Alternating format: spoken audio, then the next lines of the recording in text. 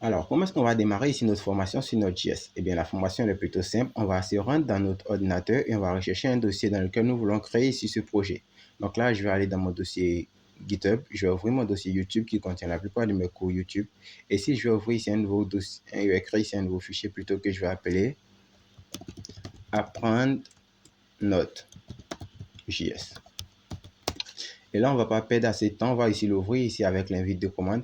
Et juste pour vous montrer à quoi ressemble ici du code Node.js, pour vous confirmer que c'est du JavaScript tout classique, on va ici venir créer ici un nouveau fichier qu'on va appeler ici app.js, ou alors vous pouvez l'appeler index.js. Dans mon cas, je vais lui donner le nom app.js.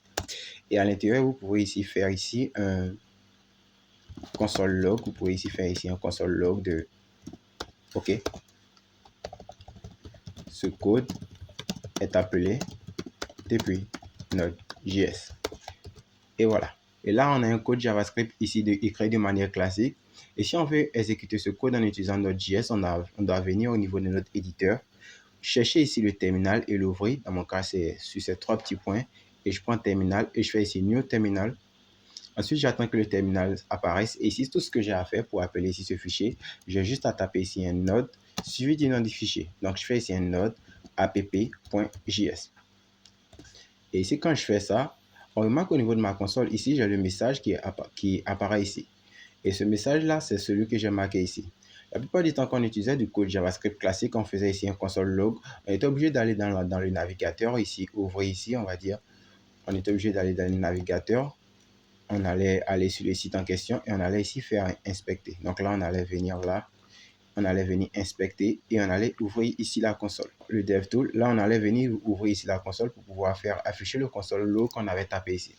Et bien, quand on utilise Node, la plupart des messages de console apparaissent directement ici. Ils apparaissent directement dans le terminal.